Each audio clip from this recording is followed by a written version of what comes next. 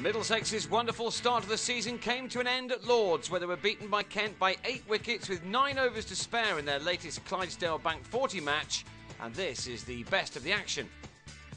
After clinching a thrilling one-run win over the Netherlands on Sunday, Middlesex were put in by Rob Key after he won the toss, and Scott Newman and Darwin Milan weren't able to get their side off to the thunderous start we've seen so far this summer in this competition, although there were a couple of early boundaries to brighten things up on a breezy day.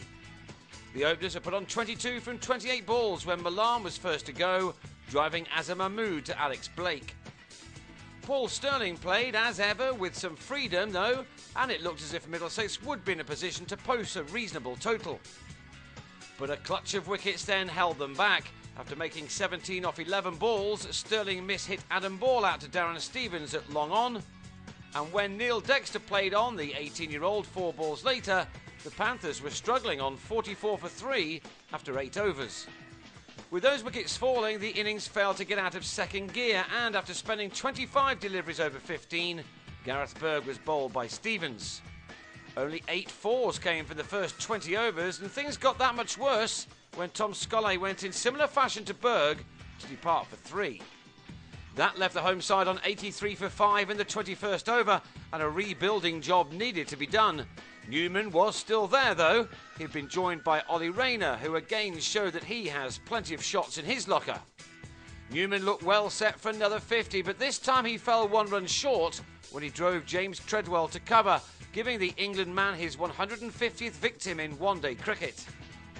Kent do have a large number of injuries, and so Ashley Shaw was given a chance to shine, and shine he did by first removing Rayner, who planted a ball from him straight into the hands of Martin van Yaarsveld to go for a promising 23, and then trapping Ben Scott in front with an in-swinger in his next over.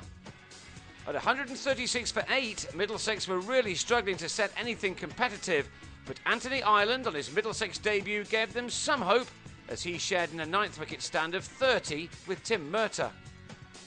Murtagh went in the penultimate over as Shaw finished with figures of 3 for 26 from 7 overs. Ireland did manage to strike the final ball of the innings for a 4 to finish on 22. Middlesex though had managed a score of only 176 for 9 from their 40 overs.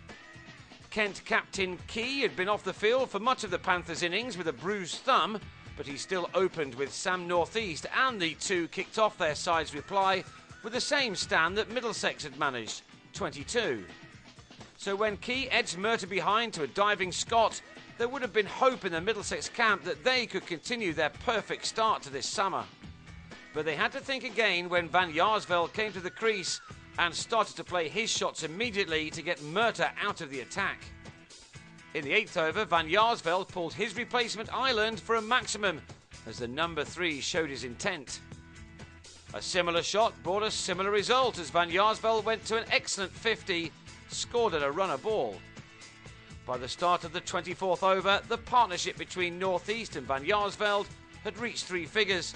The hard work had surely been done. A third 6 from Van Yaarsveld carried him into the 80s, and he looked very well set for an impeccable one-day 100.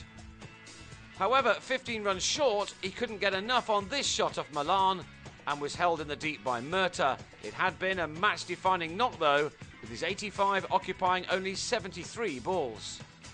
At 141 for 2, Kent needed just 36 to win from 14 overs, so they could afford to canter home.